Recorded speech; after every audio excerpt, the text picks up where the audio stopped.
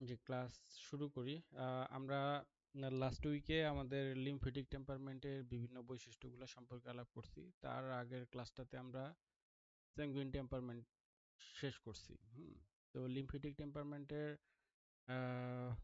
আজকে যেটা আছে স্ক্রিন আপনারা দেখতে পাচ্ছেন আশা করি।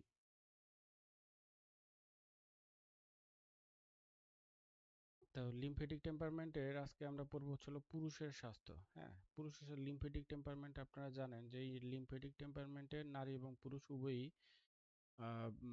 মেটাবলিক, তাদের মেটাবলিজম একটু কম থাকে। হ্যাঁ, এই থাকার কারণে যেটা হয় তাদের হচ্ছিল যে তারা রোগ প্রবণ থাকে। হুম তো রোগ প্রবণ থাকে, রোগের ভিতরে পুরুষদের ক্ষেত্রে কি থাকে, হজম শক্তি তাদের কম থাকে, তাদের অ্যাসিডিটি সমস্যা, কোষ্ঠকাঠিন্য, পেট ফোলা, লিভার বা লিম্ফ নোড গুলাতে বিভিন্ন রকম সংক্রমণ, লিম্ফ জাতীয় মানে হচ্ছিল যে লসিকা জাতীয় যে কোনো ধরনের লসিকা দূষিত হওয়ার কারণে যে কোনো ধরনের রোগ সংক্রমণের প্রাদুর্ভাব বেশি থাকে। হুম এবং তারা ওজন বৃদ্ধি, স্থূল মানে মোটা হয়ে যাওয়া, তারপর হৃদরোগ এবং শ্বাসকষ্টের ঝুঁকিতে থাকতে পারে।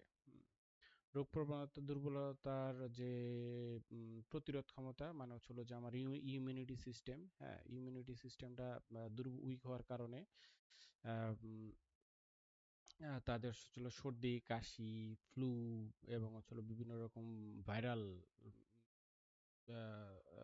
রোগে তারা আসলে আক্রান্ত থাকে। হ্যাঁ, নতুন কোনো ভাইরাস যদি আসে, সেই ভাইরাসে প্রথমে হচ্ছিল লিম্ফ টেম্পারমেন্টের লোকরাই আগে আক্রান্ত হয় এবং হচ্ছিল যে এই ভাইরাসগুলোতে তারা পর্যাদস্ত বেশি হয়। মানে হচ্ছিল যে কি বলে, ইফেক্ট ইফেক্টিভটা বেশি থাকে তাদের উপরে। দীর্ঘস্থায়ী তাদের এইটা নিয়ে অনেক ভুগতে হয়। যে সেঙ্গুইন টেম্পারমেন্টের ক্ষেত্রে হচ্ছিল যে তাদের এই ইমিউনিটি সিস্টেমটা স্ট্রং থাকার কারণে তাদেরকে হয়তোবা পরে ধরাশায়ী করতে পারে। তো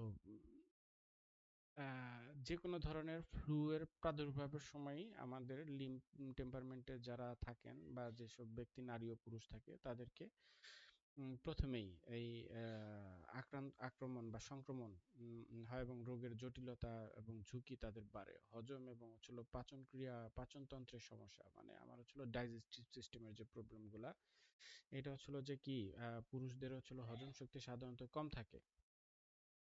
হুম, তাদের অ্যাসিডিটি, কোষ্ঠকাঠিন্য, গ্যাস, পেটের অস্বস্তি, পেট ফাঁপা, পেট ফোলা, হ্যাঁ এবং হচ্ছিল ধরেন অনেক সময় পিত্তবমি হওয়ার সম্ভাবনা, বিভিন্ন রকম প্রবণতা হচ্ছিল এই লিম্ফ টেম্পারমেন্টের পুরুষদের দেখা যায়। ওজন বৃদ্ধি এবং স্থূলতা, ওজন বৃদ্ধি হওয়ার পিছনে কারণ কি? ওজন বৃদ্ধি হওয়ার বা হচ্ছিল তারা মোটা হয়ে যাওয়ার পিছনে সবচেয়ে বড় কারণ হচ্ছিল তাদের রোগ প্রতিরোধ ক্ষমতা কম এবং হচ্ছিল যে সবচেয়ে বড় জিনিস হচ্ছিল ধীর গতি। ধীর গতিতে যে কোনো জিনিসই হচ্ছিল তাদের ধীর গতিতে আসে এবং ধীর গতিতে যায়, যার কারণে হচ্ছিল যে তাদের ওজনটা বাড়ে। হ্যাঁ, মাসেলস গুলা বেড়ে যায়। হ্যাঁ, এবং হচ্ছিল তাদের বিভিন্ন রকম দীর্ঘকালের দীর্ঘদিন যাবৎ বিভিন্ন রোগে ভোগার কারণেও, তাদের ইমিউনিটি সিস্টেম দুর্বল হওয়ার কারণেও এই তাদের স্থূলতাটা বৃদ্ধি পায়। এরপর আসি হচ্ছিল যে গ্রন্থির যে সমস্যাগুলা, মানে মস্তিষ্ক এবং গ্রন্থির যে সমস্যাগুলা, এই সমস্যাগুলো হচ্ছিল যেমন আগেই বলছি যে হচ্ছিল তাদের লসিকা গ্রন্থির বিভিন্ন রকম সমস্যা, স্নায়বিক দুর্বলতা তাদের দেখা দিতে পারে। মানসিক এবং আবেগজনিত সমস্যা, লিম্ফ টেম্পারমেন্টে পুরুষ সাধারণত ধীরগতি, চিন্তাশীল এবং অলস প্রকৃতির হয়ে থাকে। আহ, তাদের তারা মানসিকভাবে হচ্ছিল আবেগপ্রবণ এবং চাপের মধ্যে তাদের সহজে তারা হতাশ বা হতবাক হয়ে পড়েন। আহ, মনোযোগের অভাব থাকে, অলসতা এবং ধীরগতি তাদের কাজের দক্ষতা কমিয়ে দেয় এবং দীর্ঘমেয়াদী মানসিক অস্থিরতার সৃষ্টি করে। হুম, মানে যেহেতু হচ্ছিল তারা ধীরগতি সম্পন্ন এবং হচ্ছিল যে তারা অত্যাধিক চিন্তাশীল এবং এর পাশাপাশি হচ্ছিল তারা অলস, মানে তিনোটাই হচ্ছিল স্লো।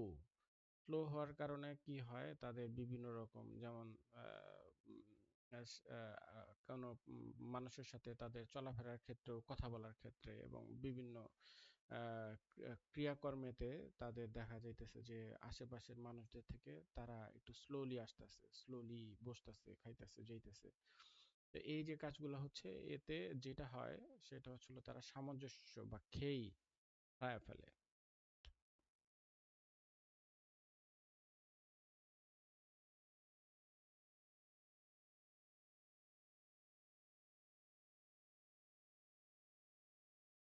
খেই হারায় ফেলার কারণেই তাদের এই ধরনের প্রবলেমগুলো তৈরি হয়। উম, এরপর হচ্ছিল ঘুম এবং ক্লান্তি, ঘুমের সমস্যা। তারা যেহেতু অলস, ধীর এবং ক্লান্ত প্রবণ, তাদের ঘুমের মান অস্বাভাবিক থাকে এবং তারা অনিদ্রা এবং যে ঘুমের ব্যাঘাত তাদের বেশি থাকে। হ্যাঁ, পর্যাপ্ত পরিশ্রম না থাকলে দৈহিক শক্তি কমে যায় এবং শারীরিক অস্থিরতা বা অস্বস্তি তাদের বাড়ে। এইসব বাড়ার কারণে মূলত দেখা যাচ্ছে যে এপাশ ওপাশ করে, বাট তাদের ভালো ঘুম হয় না, বা দেখা যাচ্ছে সে ঘুমাচ্ছে, আসলে সেই ঘুমটা পরিপূর্ণ না। হ্যাঁ, যা পরিপূর্ণ না হওয়ার কারণে যখন তারা ওয়েক আপ হয়, ঘুম থেকে উঠে, উঠার পরে দেখা যাচ্ছে যে তাদের ওই যে ঘুমের ভাবটা, রেস্টটা থাকছে, তাদের ঘুমের পরিপূর্ণ ঘুম না হওয়ার কারণে দেহের যে ক্লান্তি ভাবটা সেটা থাকতেছে। এবং এটা ডে বাই ডে হইতে হইতে হইতে তারা মানে তাদের একটা সময় তারা অনেকটা ক্লান্ত হয়ে যায়। হুম, তাদের বডিতে অক্সিজেন লেভেল গুলা কমা শুরু করে। হ্যাঁ, ক্লান্ত হওয়ার কারণে, এবং তাদের অর্গান গুলা ঠিক মতো কাজ করা বন্ধ বন্ধ করে, যে ঠিক মতো কাজ করে না, না করার কারণে মূলত এই দেহটা পুরাটাই একটা ক্লান্ত এবং উম, জড়তার ভিতর চলে আসে। তখনই তাদের এই যে যাবতীয় যত সিস্টেম আছে, হ্যাঁ, এই সিস্টেমগুলোতে ব্যাঘাত ঘটে। হৃৎপিণ্ড এবং রক্ত প্রবাহজনিত যে সমস্যাগুলা, লিম্ফেটিক পুরুষ রক্ত প্রবাহ ধীর, হৃৎপিণ্ডের কার্যক্ষমতা তুলনামূলক কম এবং একটু দীর্ঘমেয়াদী হৃদরোগ, রক্তচাপের সমস্যা এবং শ্বাসকষ্টের ঝুঁকি থাকে। অতিরিক্ত ওজন এবং হজমজনিত সমস্যায় এই ঝুঁকি আরো বাড়তে পারে।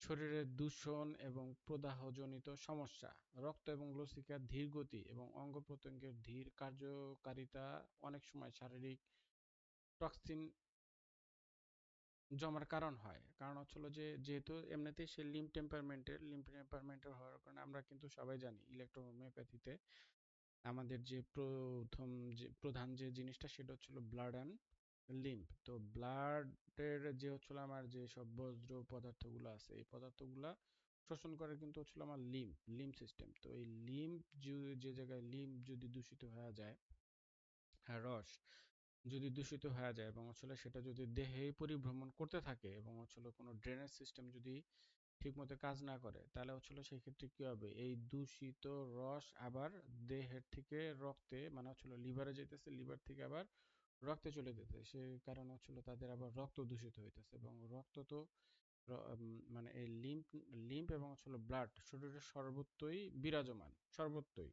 যার কারণে কি হইতেছে, যে যখন রক্ত দূষিত হয়ে যাইতেছে, তখন পর্যাপ্ত এবং পরিপূর্ণ ফ্রেশ ব্লাড যখন পাচ্ছে না, তখন কি হইতেছে, স্কিনে এবং যে আমার বিভিন্ন অর্গান গুলাতে প্রবলেম হইতে পারে। সেই ক্ষেত্রে বিভিন্ন ধরনের অ্যালার্জি, প্রদাহ বলতে ডিফারেন্ট টাইপ অফ প্রদাহ। আমি প্রদাহ বলতে শুধু যে জ্বালা, বার্নিং সেশন, তা কিন্তু না, বিভিন্ন রকম প্রদাহ হইতে পারে। হ্যাঁ, পেইন, লটস অফ পেইন থাকতে পারে সেখানে।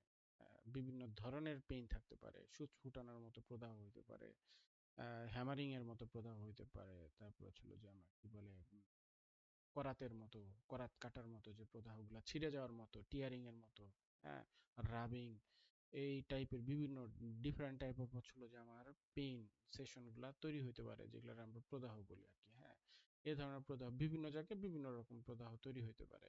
এর সাথে অ্যালার্জি, তারপর যে গল ব্লাডার এবং লিভারের বিভিন্ন ধরনের সমস্যা তৈরি হতে পারে, পাকস্থলীতে সমস্যা তৈরি হতে পারে। হ্যাঁ, তো এর জন্য যে লিম টেম্পারমেন্টের ব্যক্তি, মানে এই ধরনের ব্যক্তি আসলে আপনি এর জন্য টেম্পারমেন্টটা খুব দ্রুততার সাথে নির্বাচন করা এবং ওই অনুপাতে তাকে যদি ট্রিটমেন্ট দেওয়া যেতে পারে, হ্যাঁ, সে কোন গোত্রের মেডিসিন তাকে দিলে সে দ্রুত রিলিফ পাবে, সেই জিনিসটা আমাকে মানে সাথে সাথে বুঝতে হয়। হ্যাঁ, তাহলে কাজগুলা ভালো হয়। ইলেকট্রো হোমিওপ্যাথি চিকিৎসায় ব্যবহৃত যে ওষুধগুলো আছে, হ্যাঁ, পুরুষদের জন্য, পুরুষ এবং নারী আসলে উভয়ের জন্যই। হ্যাঁ, S1 মানে হচ্ছে হলো আমার S1 ইলেকট্রিসিটি REY, আর স্ক্রোফ্লোসোর গ্রুপ, এবং হচ্ছে হলো যে লিম্ফেটিকো গ্রুপ, এই দুইটা গ্রুপ হচ্ছে হলো যে আমার ইসের জন্য কি বলে,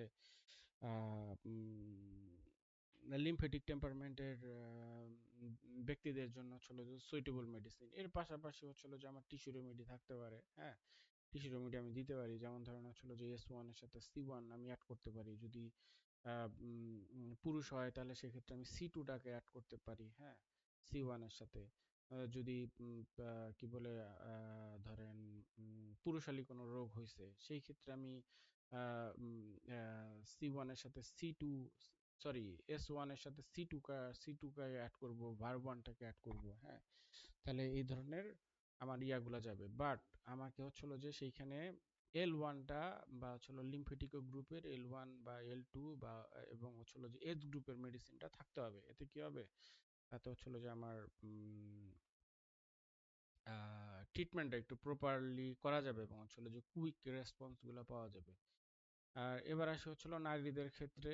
না, এদের ক্ষেত্রেও সেম জিনিস, তাদের হচ্ছিল যে তারা রোগপ্রবণ এবং তাদের হজমজনিত সমস্যা থাকে, এবং লসিকা এবং গ্রন্থি অসুস্থ থাকে। তাদের হচ্ছিল যে কি বলে মানসিক, সরি, মাসিকের সমস্যাগুলা তারা বেশি ভুগেন। হ্যাঁ, এই ধরনের, এবং তাদের শারীরিক ইমিউনিটি সিস্টেম দুর্বল থাকার কারণে হচ্ছিল তাদের এই ওজন বৃদ্ধি এবং হজমজনিত সমস্যা, শ্বাসকষ্ট, ক্লান্তি, এর পাশাপাশি হচ্ছিল যে মেইনলি বেশ কিছু রোগের তাদের তারা ভুগতে পারেন। হ্যাঁ, তো প্রতিরোধ ক্ষমতা এবং রোগ প্রবণতা লিম্ফেটিক টেম্পারমেন্টের যে নারীরা আছেন তাদের হচ্ছিল যে রোগের প্রতি হচ্ছিল তারা খুবই সংবেদনশীল। হ্যাঁ, তাদের হচ্ছিল যে মূলত তারা দুর্বল হওয়ার কারণে সর্দি, কাশি, ফ্লু, ঠান্ডা লাগা এবং সংক্রমণজনিত সমস্যা, যেটা পুরুষদের ক্ষেত্রে ছিল, নারীদের ক্ষেত্রেও সেম বিপরীত। মানে এক্সট্রা তেমন কিছুই নাই। হ্যাঁ, জাস্ট হচ্ছিল আলাদা করে দেওয়ার জন্যই যে অ্যাটেন্ডেন্সটা নেওয়া আর কি, বোঝা যে এই জিনিসগুলা কিভাবে কাজ করে। হজম এবং পাচন ক্ষেত্রেও নারীদের ক্ষেত্রেও সেম, হজম ক্ষমতা তাদের কম এবং ভারী তৈলাক্ত মশলাযুক্ত খাবার তারা হজমের সমস্যার সৃষ্টি করে। অ্যাসিডিটি, কোষ্ঠকাঠিন্য, গ্যাস, পেট ফোলা এবং হচ্ছে হলো যে হজমজনিত অস্বস্তি লিম্ফেটিক নারীদের ক্ষেত্রে সাধারণ। দীর্ঘমেয়াদী হজম সমস্যা, সমস্যা লিভার এবং লসিকা সংক্রান্ত রোগে তাদের বেশি থাকতে পারে। ওজন বৃদ্ধির ক্ষেত্রে পুরুষদের থেকে লিম্ফেটিক টেম্পারমেন্টের নারীদের ওজন বৃদ্ধি খুব দ্রুত হয়। হুম, আহ, এবং হচ্ছিল তারা যতই কায়িক পরিশ্রম করুক বা যাই কিছু করুক, তারপরেও তাদের ওজনটা খুব দ্রুত বাড়ে, এবং তাদের ডায়াবেটিসের ঝুঁকি থাকে। উচ্চ রক্তচাপের একটা বয়স, নির্দিষ্ট বয়সের পর হচ্ছিল তাদের উচ্চ রক্তচাপের ঝুঁকির প্রবণতাটা বেশি দেখা যায়, এবং হচ্ছিল যে অ্যাবনর্মালিটি সেখানে বেশি থাকে। দ্যাট মিনস হোয়াট, যে দেখা গেছে যে আমার নিচেরটা 70, উপরেরটা হচ্ছিল যে আমার 140, 145 এরকম থাকতে পারে। হ্যাঁ, তো এই যে একটা রিদম, এই রিদমটা মেয়েদের ক্ষেত্রে হচ্ছিল যে ব্রেক করতে পারে, যেটা পুরুষদের ক্ষেত্রে হয় না। বাট হচ্ছিল যে একটা নির্দিষ্ট এজের পরে, আফটার 40, 45 এর পরে হচ্ছিল যে তাদের এই প্রবলেমটা বেশি দেখা যায়। তা প্রেশার, ব্লাড প্রেশার, যদি এই বয়সের নারীদের ব্লাড প্রেশার মাইপা যদি এই ধরনের প্রবলেম ফেস করেন, সেই ক্ষেত্রে আপনারা বুঝতে পারবেন যে দে আর লিম্ফেটিক টেম্পারমেন্ট। হ্যাঁ, তখন সেই ক্ষেত্রে তাদেরকে অবশ্যই কি বলে আরই এবং হচ্ছিল যে ওয়াইর একটা সমন্বয় করতে হবে। হ্যাঁ, ইদার তাকে হচ্ছিল যে পজিটিভ ডোজ ওয়াইতে দিতে হবে। হ্যাঁ, নর হচ্ছিল যে আরিতে তাকে আপনার নেগেটিভ ডোজে দিতে হবে। নেগেটিভ মানে হায়ার নেগেটিভ, মানে নর্মাল নেগেটিভে দিলে হবে না, তাদেরকে হায়ার নেগেটিভে, ওর সাথে হচ্ছিল যে তাদেরকে C1 অথবা হচ্ছিল যে C3 অথবা হচ্ছিল যে C5 এর সাথে আমার মানে কি বলে ব্লাডের যে ওষুধগুলো আছে, যেমন হচ্ছিল যে A1 বা A2 বা A3, হ্যাঁ, যে কোনো একটা ওষুধ দিতে পারেন। বাট যদি দেখেন যে হচ্ছিল যে উপরেরটা বেশি হাই, সেই ক্ষেত্রে আপনারা A1 ব্যবহার করবেন। নিচেরটা যদি বেশি লো থাকে তাহলে সেই ক্ষেত্রে A2 ব্যবহার করবেন। আর যদি আমার বুঝতেই সমস্যা হয় যে না কোনটা রেখে কোনটা দিব, সেই ক্ষেত্রে হচ্ছে আপনারা A3টা ব্যবহার করেন, এটা সেফ। বাট আপনারা এটা চেষ্টা করবেন 1000 থেকে 10,000 এবং হচ্ছে সেটা গ্লোবিউলসে দেওয়ার। আহ, এই ক্ষেত্রে হচ্ছে ধরেন মানে এই ধরনের নারীদের ক্ষেত্রে যাদের হাই ব্লাড প্রেশার বা অ্যাবনর্মাল। আমি একটু থামাই এখানে। জি। ওই যে উপরেরটা হাই বা নিচেরটা লো বা হাই, এই বিষয়ে একটু একটু হালকা একটু ব্যাখ্যা করেন যখন সুযোগ হয়। আচ্ছা। জি। এখনই আসি। সেটা হচ্ছিল যে আমার সিস্টোলিক ডায়াস্টোলিকের যে বিষয়টা আছে, হ্যাঁ, এটা হচ্ছিল যে সিস্টোলিক ডায়াস্টোলিকের ইয়ার থেকে আমি সোজা বাংলাতে আসি। সেটা হচ্ছিল যে আমার উপরে যে ব্লাডটা আছে এটা হচ্ছিল আর্টারি, আর নিচের যে ব্লাডটা আছে, হ্যাঁ, যে প্রেশারটা আছে এটা হচ্ছিল ভেইনের প্রেশার। তো সিস্টোলিক ডায়াস্টোলিকের জিনিসটা হচ্ছিল এরকম। তো আমার যদি হচ্ছিল যে যেহেতু আমরা ইলেকট্রোহোমিওপ্যাথি, আমরা কি বলে এমবিবিএস এর দিকে যাচ্ছি না, ইলেকট্রো হোমিওপ্যাথি দ্বারাই বুঝি। হ্যাঁ, ইলেকট্রো হোমিওপ্যাথিতে কি আছে, আমার আর্টারির ক্ষেত্রে হচ্ছিল A1, আর হচ্ছিল যে আমার ভেইনের ক্ষেত্রে হচ্ছিল A2 ব্যবহার করি। তো আমার যখন উপরের ব্লাডটা মানে হচ্ছিল যেটা আমার যেটা হচ্ছিল 120-এর উপরে থাকার কথা, সেটা 120 থাকার কথা, সেটা যখন আমার আরো বেশি থাকে, যদিও বয়স ভেদে কিন্তু আবার এটার আলাদা চার্ট আছে, সেই চার্টগুলো আপনারা দেখে নিয়েন, হ্যাঁ, যে 45 এজের ক্ষেত্রে 120 কিন্তু আসলে থাকে না, ওটা আরো বেশি থাকবে। তো নিচেরটাও বাড়বে উপরেরটাও বাড়বে। এটা মানে বয়স ভেদে এর মানে হচ্ছিল যে এই রেটের তারতম্য হয়। বাট হচ্ছিল যে একটা সিরিয়াল মেথড, সেটা হচ্ছিল কি থাকে যে আমার 42, 45 অথবা 50-র মতো ডিস্টেন্সটা থাকবে, এর বেশি ডিস্টেন্স থাকবে না। তো এই ক্ষেত্রে দেখা গেছে যে আমার উপরেরটা উপরের দিকে গেছে, নিচেরটা নিচের দিকে গেছে। আর নিচেরটা কতটুকু, নিচেরটা হচ্ছিল আমার প্যারামিটার কি, আমার প্যারামিটারটা হচ্ছিল 80 নিচেরটা, হ্যাঁ। আর উপরের প্যারামিটার কি, উপরের প্যারামিটার হচ্ছিল আমার 120। তো আমি আগেই যেটা বললাম যে হচ্ছিল আমার আর্টারির জন্য কি, উপরেরটার জন্য হচ্ছিল আমার A1, নিচেরটার জন্য হচ্ছিল A2। হ্যাঁ, এখন হইতেছে যে আমার উপরেরটা 120-এর জায়গায় আমার আসলে 160 আছে, তাহলে আমি এইখানে A1টাকে আমি প্রয়োগ করব। এখন উপরেরটা 120 120 আছে বা 130 আছে, বাট নিচেরটা আমার কইমা চলে আসছে, বা উপরেরটা দেখেন 110 আছে এবং নিচেরটা আমার চলে আসছে হলো 50-এর দিকে। যদি 50-এর দিকে আসে তাহলে সেই ক্ষেত্রে আমরা কি করব, সেই ক্ষেত্রে হচ্ছিল যে আমরা A2টা ব্যবহার করব। এবং এইখানে একটা বিষয় আছে, বিষয় হচ্ছিল যে যদি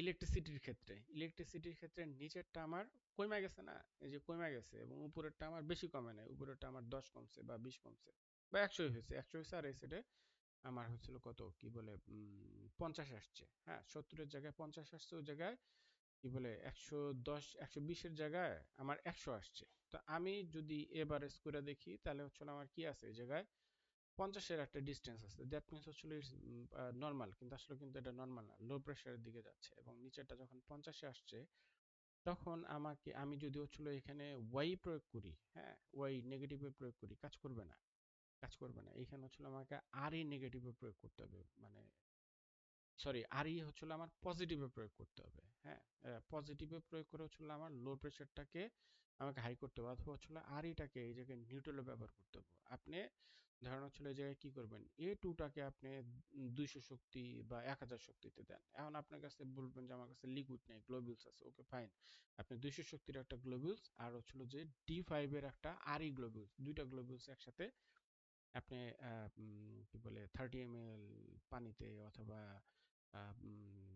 100 ml পানি, বা হচ্ছিল যে আপনি আরো কম 10 ml পানিতে আপনি দিলেন, দেওয়ার পরে রুগীকে ফোটায় ফোটায় তাকে খাইতে দেন একটু, 2-3 বার 4 বার 5 বার মিনিট ডোজ দেন, 20 মিনিট পর পর। যেমন হচ্ছিল যে আপনি কিছুক্ষণ পর পর তার প্রেশারটা মাইপা দেখেন, যখনই প্রেশারটা উপরের দিকে ওঠা শুরু করছে তখন এই ওষুধটা খাওয়ানো বন্ধ রাখতে হবে। বন্ধ করার পর হচ্ছিল তারা রেগুলার একটা ওষুধ দিতে হবে, যে ওষুধটা হচ্ছিল আমার কি RE1000, এবং হচ্ছিল যে আমার A3000-এ, অথবা হচ্ছিল যে এই দুইটা মেডিসিনই হচ্ছিল যে আমার 2x আমি প্রয়োগ করব, বাট ঘন ঘন না, তখন হয়তোবা দিনে একবার, অথবা রাতে একবার, হ্যাঁ, একবার কি দুইবার এর বেশি এটা প্রয়োগ করা যায়। আর যখন এটা আপনি ধরেন 1000 নিয়ে যাবেন, তখন এটা সকালে এবং রাতে দুইবার খাওয়ানো যেতে পারে। হ্যাঁ, 2x এ এটা খুব বেশি দেওয়া যাবে না। কারণ 2x এর কার্যক্ষমতাটা বেশি। আর যেহেতু হচ্ছিল যে সে কি বলে আপনার লো ব্লাড প্রেশারের, হ্যাঁ, তো সেই ক্ষেত্রে আমার আরই স্টিমুলেট করে হচ্ছিল এটাকে নর্মাল ব্লাড প্রেশারে নিয়ে আসবে। এই জায়গায় ওয়াই কেন আমরা দিলাম না, ওয়াইটা হচ্ছিল আমার কি এইখানে ওই জায়গাটা রিল্যাক্স করবে, রিল্যাক্স করবে তার লোটা আরো লো করে ফেলবে। হ্যাঁ, সেটা আপনি নেগেটিভে দেন বা পজিটিভে দেন, ঠিক আছে। অথবা হচ্ছিল সে কি করবে, ওইখানে বাধা সৃষ্টি করবে। আরিটা বাধা সৃষ্টি করে না, বাট ওয়াই হচ্ছিল কাজ যেটা, একটা হলো রিল্যাক্স করবে আর একটা হচ্ছিল বাধা সৃষ্টি করে। হ্যাঁ, সে যেমন রিল্যাক্স করে ফেলতে পারে, ওরকম হচ্ছিল সে আবার শ্রিঙ্ক করতে পারে, শ্রিঙ্ক করতে পারে। তো এই জায়গায় যদি শ্রিঙ্ক করে, তাহলে সেই সেই ক্ষেত্রেও আমার এই ব্লাড ফ্লোতে বা হচ্ছিল যে এই যে রিদম, এই রিদমে এসে আমার ঝামেলা করবে, এর জন্য এখানে আরি ব্যবহার করা হয়। এখন যদি হচ্ছিল ধরেন তার এতটুকু কি আপনারা বুঝতে পারছেন? এইটুকু আগে বলেন। বারবার এটা চলে যেতেছি, আপনারা কি এতটুকু বুঝতে পারছেন? সামওয়ান? জি, আমি আমি মোটামুটি বুঝতে পারছি আর কি। আর কেউ? আপনি? আর কেউ? ধন্যবাদ দাদা। হ্যাঁ জুনাদ ভাই, আরেকবার একটু ক্লিয়ার করলে হয়, কারণ আমি একটু মিস করছিলাম। আহ, মানে যে লো বিপি তে, মানে নিচেরটা বেশি লো হয়ে গেলে তখন তো আমরা A2 ব্যবহার করব, হুম। তাই না? বেইনের জন্য যেহেতু A2টা কি D5 এ বলছিলেন, মানে পজিটিভে, না, D4 D5 এ না, এটু নাকি? বলছি যে হচ্ছিল যে এটু বলছি হার্ড ডাইলেশন, মানে এটা 200 1000 এ আপনারা আচ্ছা ব্যবহার করবেন। আর হচ্ছিল যে আরির আচ্ছা, ক্ষেত্রে 200। বলছি, আরির ক্ষেত্রে বলছি হচ্ছিল এটা আচ্ছা D5 এ ব্যবহার করবেন। হ্যাঁ। আচ্ছা আচ্ছা, মানে একটা 1000 বা 200, আর আরেকটা হচ্ছে D5 এ, হুম। কিন্তু দুইটা একই সাথে দিতে হ্যাঁ, মানে দুইটা এক জায়গায় দিবেন, এক জায়গায় দিবেন, কোনো সমস্যা নেই। আচ্ছা আচ্ছা আচ্ছা আচ্ছা, মানে মানে একই লিকুইডের মধ্যে একটা 200 দিলাম আর একটা D5 দিলাম, এরকম বিষয়টা। হ্যাঁ, আচ্ছা দুই যেমন শিশিতে দুইটা বড়ি এক শিশিতে মিশাই দিতে হবে, হ্যাঁ, অর্থাৎ মিক্সড করে দেওয়া যাবে, কম্বাইন করে। জি, আর আর কম্বাইন করে দেওয়া লিকুইড যাবে। দিলে সেম লিকুইডের ক্ষেত্রেও সেম, ধরেন হচ্ছিল যে আপনি আপনি আপনি হচ্ছিল যে আরিটা হচ্ছিল আপনার D5 থাকতে হবে, ঠিক আছে। হ্যাঁ, হুম হুম আরি হুম D5 থাকতে হবে। ধরেন কথার কথা আরিটাই আপনি D5 বানাইলেন, ওইখানে আপনি 200 শক্তির 1 ফোঁটা 2 ফোঁটা ওষুধ দিয়ে দিতে পারেন, বা হচ্ছিল 1000 শক্তির 1 ফোঁটা 2 ফোঁটা ওষুধ দিয়ে দিলেন। ও আচ্ছা আচ্ছা আচ্ছা, বুঝলাম। আর এটা এটা কয়দিন কন্টিনিউ করতে হবে, এটা মানে এটা কয়েকদিন না, এটা হচ্ছিল রোগীর ইনস্ট্যান্ট, দেখতে মানে মিনিট ডোজে দিয়া দেখতে হবে যে হচ্ছিল যে তার পাল ইয়াগুলা, মানে হচ্ছিল যে তার যে প্রেসারটা, এই প্রেসারটার অবস্থা কি। এই প্রেসারটা যখন উপরের দিকে উঠে যাবে, যখন হচ্ছিল এই প্রেসারটা ধরেন 80-তে চলে আসবে, হ্যাঁ, তখন এই ওষুধটা খাওয়ানো যাবে না, তখন তাকে নর্মাল ইয়া করতে হবে। মানে মানে যেমন ধরেন একদিনের জন্য খাওয়াই দেখবো আমরা, এরকম মিনিট বিষয়টা। ডোজ, এটা যতক্ষণ তার উপরে উঠতে থাকবে, হ্যাঁ, স্বাভাবিক হুম যতক্ষণ হুম, পর্যন্ত না হবে ততক্ষণ পর্যন্ত, স্বাভাবিক হওয়ার পরে এই ডোজটা আর দেওয়া যাবে না, ঠিক আছে। এটা মানে 10 মিনিট পর পর দিয়ে, হ্যাঁ। 10 আচ্ছা মিনিট 20 মিনিট, হ্যাঁ, রুগী যে যত যেভাবে নিতে পারে আর কি। এটা ডিপেন্ড করতেছে হুম হুম হুম, ক্রাইসিস ক্রাইসিস, হ্যাঁ। আমার হচ্ছিল যে আচ্ছা আচ্ছা, কিন্তু চেক,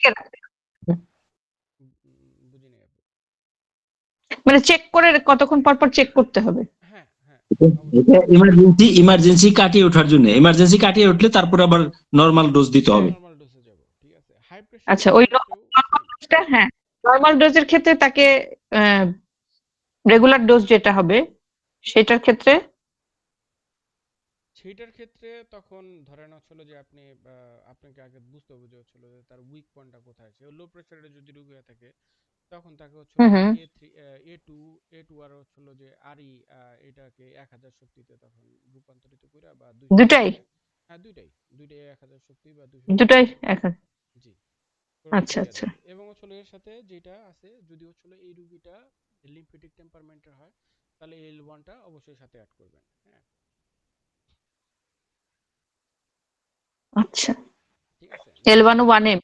হুম হুম, L1ও সেম, সেম, সেম, এর কোনো ইয়া নাই, আচ্ছা। ঝামেলা নেই। আমার এই জায়গায় মেইনলি যে বিষয়বস্তুটা ছিল, বোঝানোর যে বিষয়বস্তুটা ছিল সেটা হলো যে আহ, উম, আমরা আর্টারির জন্য A1, ভেনের জন্য হলো আমরা A2, একটু এবং হলো হৃৎপিণ্ডর যদি কার্যক্ষমতা কমে বা হচ্ছিল যে আর্টারি ভেন কোথাও যদি রক্ত সাপ্লাই, মানে সে হৃৎপিণ্ডের জায়গায় দায়ী, হ্যাঁ, তাহলে সে জায়গায় A3টা ব্যবহার। আমার মেইনলি মানে ফোকাসটা হলো এইখানে। আপনারা এই জায়গাটাতে কারা বুঝেন নাই আচ্ছা, যে আমি কেন হচ্ছিল যে একটা ঠিক আছে। লো প্রেসারের রুগীকে আমি A2 দিব, কেন হাই প্রেসারের রুগীকে হচ্ছিল আমি A1 ব্যবহার করব। হ্যাঁ, এই জায়গাটাতে আপনারা কারা বুঝেন নাই, তারা তারা হাত তুলেন। সবাই বুঝছেন? ও নাইস। এটা কিন্তু একটা জটিল প্রক্রিয়া। হ্যাঁ, এবং আসলে হাই প্রেশার রোগীর ক্ষেত্রেও সেম। হাই প্রেশার রোগীর ক্ষেত্রে যদি দেখা যায় যে না আমার হচ্ছিল যে ইয়াটা কি বলে 80-র জায়গায় 90 চলে আসছে, এবং হচ্ছিল যে আমার ওইটা 140, 45, 160ও চলে গেছে। হ্যাঁ, তাহলে সেই ক্ষেত্রে হচ্ছিল আমরা ওইখানে A1টাকে ব্যবহার করব এবং এর সাথে হচ্ছিল ওয়াইটাকে ব্যবহার করব, তখন আরই ব্যবহার করব। ওয়াইটাকে হচ্ছিল আমরা D4 বা D5 এ আমরা ব্যবহার করব, এবং A1টাকে হচ্ছিল আমরা মোর নেগেটিভে ব্যবহার করব। এটাকে মিনিট ডোজ দিব, এবং যতক্ষণ পর্যন্ত না হাই প্রেশার তার কমে আসে, এবং এটা নারী পুরুষ সকলের ক্ষেত্রে। এবং যদি হচ্ছিল যে তার সে যদি লিম্ফেটিক টেম্পারমেন্টের হয় তাহলে অবশ্যই তাকে L1টা সাথে আমরা অ্যাড করব। হ্যাঁ, তাহলে আমরা কুইক রেসপন্সটা পাবো। আর যখন এটা স্বাভাবিক হয়ে যাবে, যেহেতু সে হাই প্রেশারের রুগী অলরেডি, তার দীর্ঘদিন হাই প্রেশার বা হচ্ছিল যে হাই প্রেশারটা হঠাৎ করে হয় নাই, কোনো সিচুয়েশনের কারণে তার প্রেশারটা হয়তো বাইরে গেছে, বাট এমনি নর্মালি তার হাই প্রেশার, তাহলে আমরা তাকে হচ্ছিল নির্দ্বিধায় A1 কি বলে আমরা তাকে 1000 এর সাথে হচ্ছিল আরিটাকেও আমরা 1000 তাকে দিতে পারি। বাট হচ্ছিল যে প্রেশার কমানোর জন্য, হ্যাঁ, তার প্রেশারটা হঠাৎ করে হাই হয়ে গেছে, সেই প্রেশারটা কমাবো। সেই প্রেশারটা কমানোর জন্য মানে হচ্ছিল এটাকে বলে ইমার্জেন্সি সিচুয়েশন হ্যান্ডেলিং করার জন্য। একটা হাই প্রেশার রোগী আপনার চেম্বারে চলে আসছে এবং তার অবস্থা খুব মানে খুব বাজে। হ্যাঁ, সেই ক্ষেত্রে আপনি তাকে আসলে মিনিট ডোজটা এইভাবে যদি আপনি প্রয়োগ করেন তাহলে অবশ্যই সুফল পাবেন, এবং এটা গ্যারান্টি। এবং আসলে যে আমরা মানে ধরেন ইন্ডিয়ার অনেক অনেক অনেক হোয়াটসঅ্যাপ গ্রুপে কিন্তু যুক্ত আছি, সেই সুবাদে কিন্তু অনেক কিছু দেখতে পারি। তারা বিভিন্ন রকম লিভার টনিক, বডি পিউরিফায়ার, তারপর হার্ট টনিক, হ্যাঁ, এরপর হচ্ছে আর বিভিন্ন রকম ওষুধ, আই ড্রপ বা হচ্ছে আয়ের ওষুধগুলা, যে বিভিন্ন ওষুধগুলা তারা অ্যাড দিচ্ছে, দেখাচ্ছে। এরা কিন্তু তারা হচ্ছিল যে তাদের দীর্ঘদিনের গবেষণা, এবং হচ্ছিল যে এই ওষুধগুলা কিন্তু মানে সিঙ্গেল মেডিসিন, এই ওষুধগুলা সবগুলো হচ্ছিল কম্পাউন্ড মেডিসিন, মানে হচ্ছিল, এবং প্রত্যেকটাই এইভাবে তৈরি করা যে হচ্ছিল যে কোনোটার দেখা গেছে যে 30 ml এর কোনোটা 5 ml আছে, কোনোটা 7 ml আছে। হ্যাঁ, তো আবার দেখা গেছে যে 4টা ওষুধ আছে। হ্যাঁ, 4টা ওষুধ অথবা 6টা ওষুধ দিয়ে তারা একটা মেডিসিন বানাইছে। তো 5 6 30, তো আমার হিসাবটা হচ্ছিল 5 ml করে। তো 5 ml করে না দিয়ে কোনোটা ওষুধ আছে 1 ml, কোনোটা ওষুধ আছে আপনার 9 ml, কোনোটা 7 ml, কোনোটা 4 ml, এইভাবে আছে। এইভাবে কিন্তু দিয়া তারা হচ্ছিল একটা ফর্মুলা তৈরি করছে, সেই ফর্মুলাটা রোগীর উপর প্রয়োগ করতে করতেই এইভাবে আছে। শুধু তাই না, কোনো ওষুধটা আবার দেখা গেছে যে D5 আছে, কোনো ওষুধটা D4 এ আছে, আবার কোনো ওষুধ আছে যেগুলো হচ্ছিল 200, 1030 এরকম শক্তিতে ব্যবহার করছে। এই ব্যবহার করে এই যে একটা কম্বিনেশন তারা তৈরি করছে, এই কম্বিনেশনটা এখন হচ্ছিল তারা বাজারজাত করতেছে। তো এর জন্যই এগুলো হলো জনাব, এগুলো হলো টনিক টনিক তৈরি করছে। হ্যাঁ, টনিক তৈরি করছে। এগুলা সবই টনিক, এগুলা সবই টনিক, যা দেখতেছেন সিরাপ টনিক, এগুলো টনিক তৈরি করছে। এর জন্য একটা জিনিস বলে যে হচ্ছিল যে আমাদের ইলেকট্রো হোমিওপ্যাথিতে অপার সম্ভাবনা আছে। শুধু তাই না, ধরেন ইন্ডিয়াতে কিন্তু অলরেডি হচ্ছিল যে জোনাস, ইন্টারাপ্ট করি, জাস্ট একটা কোশ্চেন ছিল পরে ভুলে যাব। এখন তাহলে এটা তো আমরা ইমার্জেন্সির জন্য আমরা A1 1000 আর Y D5 আর রেগুলার যা হাই বিপিতে A1BE টা 1000 দিনে 2-3 বার এরকম করে দিলে ঠিক আছে? আচ্ছা, বির ব্যাপারটা আমার ওইভাবে জানা নাই, ঠিক আছে। না, আর বিই বলছি কেন, বিই বলছি কেন, ওই যে আহ, আরি সরি, আরই আরই 1000 এটা A1। রেগুলার, হ্যাঁ, আপনি হ্যাঁ, গ্লোবিউল হ্যাঁ। যেটাকে দিতে পারেন, ঠিক আছে, বা হচ্ছে আচ্ছা, আর কিন্তু মেটফর্মিন আপনি দিতে পারেন। ইয়েতেও বললেন, লো বিপিতেও বললেন A2RE 1000 বা 200। হুম হুম লো বিপিতে A2RE ওটাও মানে 1000, আর হচ্ছে হাই বিপিতে A1RE এটা 1000। হুম হুম আর হুম হার্টের জন্য হলে A3RE। জি জি। ঠিক আছে, এবার ক্লিয়ার হয়েছে। ঠিক আছে, থ্যাংক ইউ। এটা হচ্ছিল যে মানে কিন্তু রেগুলার, আর হচ্ছিল যে যদি ইমার্জেন্সি কেস আসে সেক্ষেত্রে কিন্তু কি বলে আমাকে আরই ব্যবহার করা যাবে না হাই প্রেশারের ক্ষেত্রে। এটা কিন্তু প্রথমে বলে রাখলাম। সেখানে হচ্ছিল আমাকে ওয়াই ব্যবহার করতে হবে, কারণ হচ্ছিল ওই জায়গায় এরিয়াটা হচ্ছিল যে ওভার ফাংশন হওয়ার কারণেই তার বিপি হাই হয়ে গেছে, হ্যাঁ। এবং সেইখানে ইচ্ছা করলে আপনারা L1 এর সাথে F1টাকেও আপনারা অ্যাড করতে পারেন। কারণ যদি হচ্ছিল তার যদি দেখেন যে L1টা আপনারা কখন, সরি F1টা আপনারা কখন অ্যাড করবেন, যদি দেখেন যে তার আপনার কি বলে কোনো সাডেন নিউজের কারণে বা হচ্ছিল সে কোনো কাজে অথবা কোনো কিছুর কারণে উত্তেজিত হয়ে গেছে, সেই উত্তেজনার কারণে যদি হচ্ছিল তাদের এই মানে প্রেশারটা হাই হয়ে যায়, সেই ক্ষেত্রে তখন আপনারা L1টাকে ব্যবহার করবেন। এবং এইটাও মানে হাই পাওয়ারে ব্যবহার করবেন। দেখবেন যে হচ্ছিল যে মিনিট ডোজের ক্ষেত্রেও এই জিনিসটার সাথে অ্যাড করলে ভালো রেজাল্ট পাবেন, খারাপ রেজাল্ট পাবেন না। এটা পরীক্ষিত। বাংলাদেশে হাই প্রেশার, সরি হ্যাঁ, হাই প্রেশার রোগীর সংখ্যা প্রচুর, বিশেষ করে প্রেশারের রোগীর সংখ্যা প্রচুর, এবং হচ্ছিল যে মানে দিনে দুই একজন পাওয়া যায়।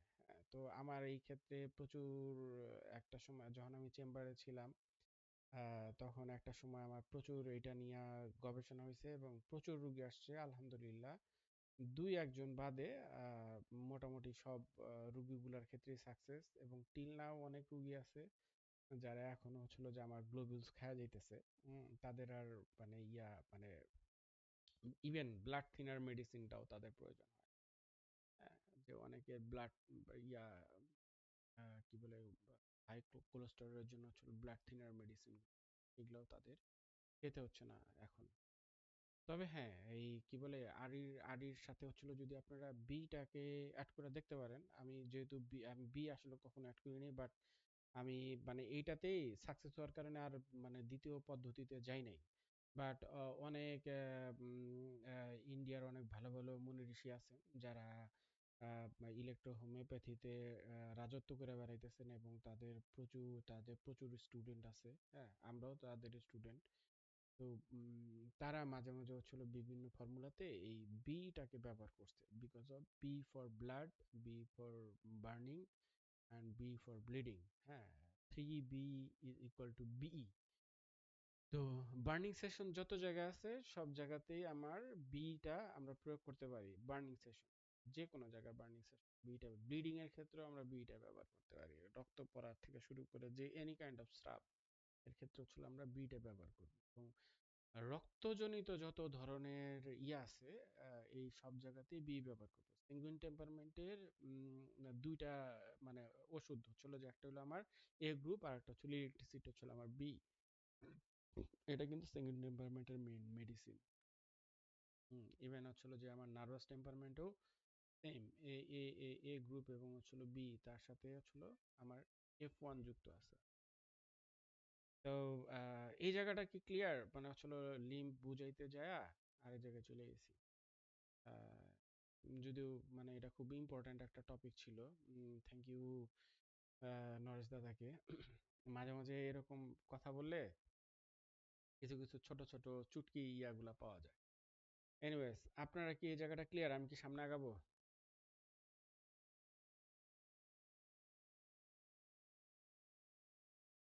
আচ্ছা, সামনে আগাই। হ্যাঁ, মানসিক অস্থিরতা, মানসিক অস্থিরতার ক্ষেত্রে হচ্ছিল যে ওইটাই তো গেল।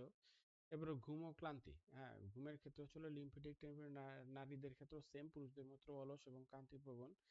এবং হচ্ছিল তা ঘুমের মান হচ্ছিল তাদের একই সিস্টেম, অস্বাভাবিক। হ্যাঁ, এবং পর্যাপ্ত বিশ্রাম তাদের মানে আসলে বিশ্রাম হয় না তাদের।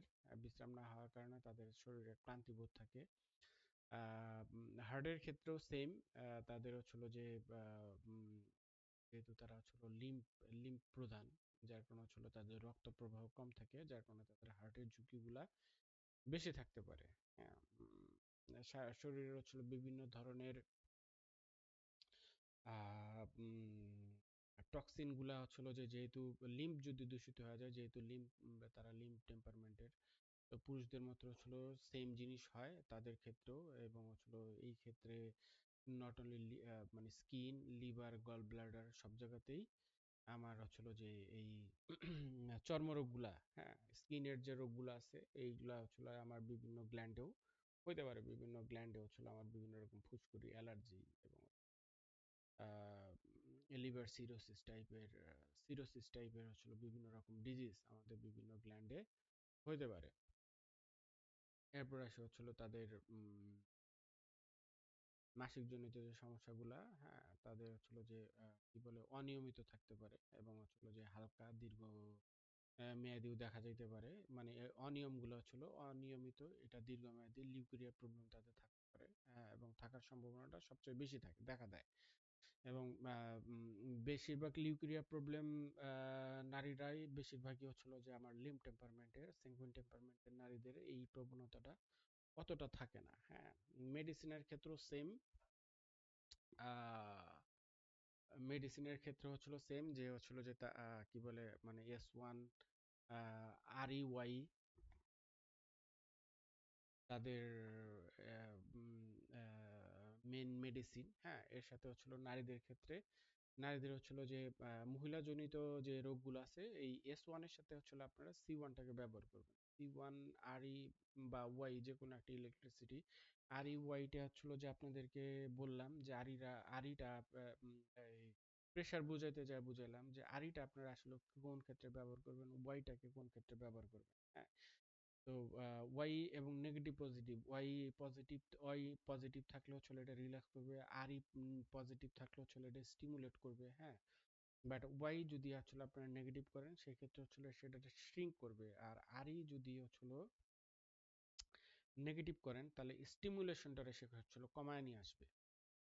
এই হচ্ছিল ওয়াই এবং আর এর মধ্যে পার্থক্য। মানে হচ্ছিল ওয়াই পজিটিভ থাকলে রিল্যাক্স করে, এবং নেগেটিভ থাকলে সেটাকে শ্রিঙ্ক করে। মানে হচ্ছিল যে এই রিল্যাক্সনেসটারে সে বিপরীতটা করে। হ্যাঁ, ওটাকে আর রিল্যাক্স রাখে না, ওটাকে শ্রিঙ্ক করে, মানে চাপায়া সংকুচিত করে নিয়ে আসে। হ্যাঁ, এবং আরই হচ্ছিল স্টিমুলেট করে। স্টিমুলেট করা মানে হচ্ছিল যে এইখানে মানে ধরেন ফাংশনটারে নর্মাল কোনো ফাংশনটার হচ্ছিল যে আমার হাইপার করে ফেলে।